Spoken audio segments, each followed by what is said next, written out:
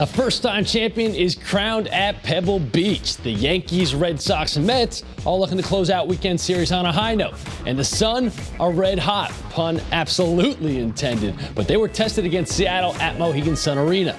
All that and a whole lot more right now on Sports Sunday.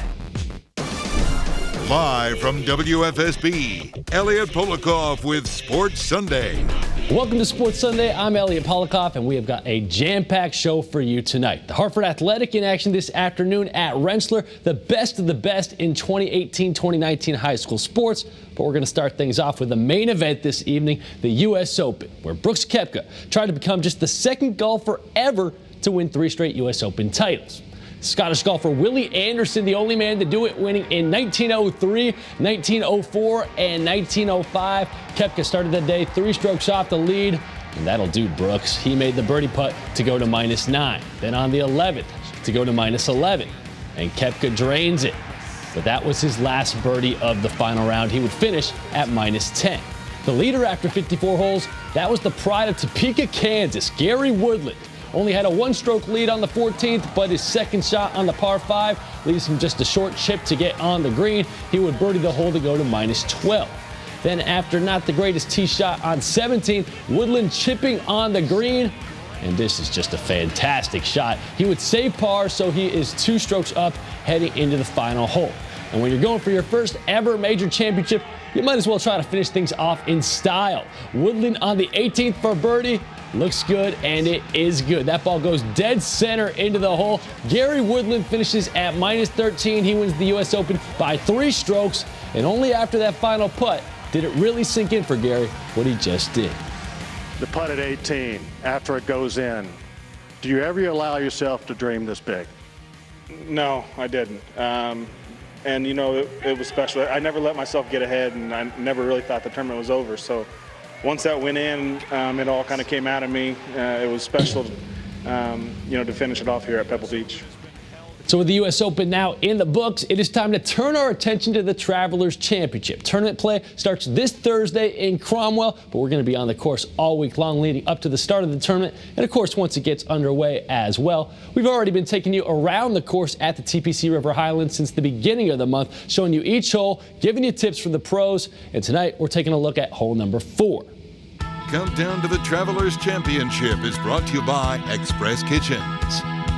Some cool visuals through the eyes of Drone 3. The 4th hole is a par 4, 481 yards. TPC head golf pro Ron Scheid tells us basically golfers are just hoping for par on this one. Number 4 is historically one of the most difficult holes that we have on our golf course. Very long, very imperative that you hit the fairway with your tee shot, and you'll have a long iron or a fairway wood into the green. And the green has trouble on both sides. We've got a difficult bunker on the left-hand side, green slopes to the right, and a collection area to the right. Par is certainly a win on hole number 4. And for a look at other holes on TPC River Highlands Golf Course and for a whole lot more on the Travelers Championship, be sure to check out the Channel 3 app. We will also have special coverage inside the Travelers Championship on Wednesday, Thursday, and Friday at 7 p.m. The Yankees, they were so good in May that they were bound for a bit of a letdown in June. But there's a difference between losing to teams like Tampa Bay and Houston and losing to teams like Toronto and Chicago. The Bronx Bombers in danger of losing 3 of 4 to the White Sox, and things didn't get off to a good start for New York. First inning, Jose Abreu taking James Paxton to deep left, 1-0, Chicago with the early lead. But New York responds in the 3rd. Bases loaded, Brett Gardner with the line drive right back up the middle. DJ LeMahieu and Luke Voigt score, and the Yankees take the lead. And that was the start of a big 3rd inning for the Yankees. Austin Romine, grounder up the middle. That'll score a couple more New York runners. 5-1 Yankees, and Romine just getting his day started for the Pinstripes. In the 5th, same score. The catcher getting it done. Belton one to right, and that one goes all the way to the wall. Brett Gardner and Gio Urshela both score easily. A 4 RBI day for Romine. And in the end, the Yankees finish out their series in Chicago with a bang. They win it 10-3 and now head home for a big 3-game set with Tampa starting tomorrow. The Red Sox, meanwhile, have won 4 straight. Nice to see some fathers getting recognized out in Baltimore. Orioles up a run in the 9th. Marco Hernandez, solo shot to tie things up at 3, and this one is on the extras. There were only 6 total runs scored in the first 9 innings of this game. There were a whole lot more than that scored in the 10th alone. Boston breaking out the bats. Rafael Devers, solo shot to almost the exact same spot. 4-3, Red Sox take the lead. And then the Sox load the bases. Mookie Betts coming through for Boston with a base hit. That scores a couple more runs for the Sox, and Boston is breaking this one open. But they're still not done. Christian Vasquez, he's trying to add to that lead, and he gets it done with a base hit to left. That'll score a couple more Red Sox runners. Boston ended up needing all of this insurance because they win it 8-6 in 10 innings. Their 5th straight W, and they now head to Minnesota for a 3-game series with the Twins starting tomorrow.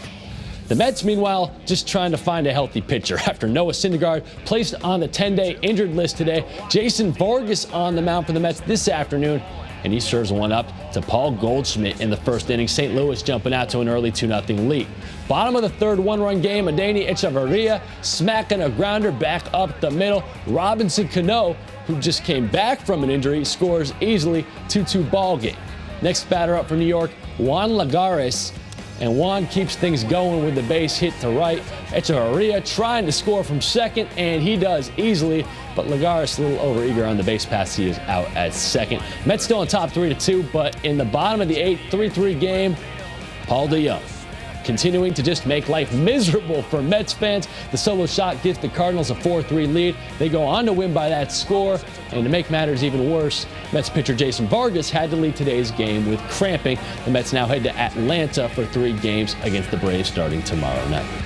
Through 8 games, it has been the Connecticut Sun and then everybody else. The Sun have lost just once so far this season, and they're unbeaten at home. But they haven't had to play anybody as strong as Seattle. Beat the defending champs at Mohegan Sun, and that would send quite the message to the rest of the WNBA. Early first quarter, game tied at 2. Jasmine Thomas with the pass to Shekinna Strickland, and you can't leave Strickland that open. 3 is money. Later in the first quarter, the Sun in transition. Layshia Clarendon to Alyssa Thomas, and Thomas with the and-one finish. She led the Sun with 20 points. Second quarter, Connecticut up 6. Former UConn Husky Morgan Tuck showing off the sweet touch from long range. 9-point Sun lead. But Seattle battled back. They're the defending champs for a reason. What a shot by Shekinna Strickland. Fadeaway baseline. Connecticut up 2 heading into the 4th. In those final 10 minutes, they were all Sun. Bria Holmes with the runner. She gets it to go. And the Sun win it 81-67. They are now 8-1. Jonquel Jones with another double-double for the Sun. There is no doubt that the Hartford Athletic are on an upward trajectory. They've earned points in 5 of their last 6 league games. But to really signal that you mean business, you got to beat the best teams in the league. Nashville SC is one of those best teams, but it was the Athletic who had all the chances early. They just couldn't convert them. And in the 31st minute, a mistake by the goalie, Frederick Due, leads to Nashville getting on the board first. But the Athletic didn't hang their heads. They immediately respond. Raymond Lee, beautiful cross. Even better header by Sebastian Dalgard, and it's a 1-1 game. The Athletic trying to take the lead, but they missed the PK. Less than a minute later, though, they regroup, and Sem DeWitt giving the home team a 2-1 advantage with a header that finds its way past the Nashville keeper. Unfortunately, from that point on, it was all Nashville. They tie things up in the 61st minute.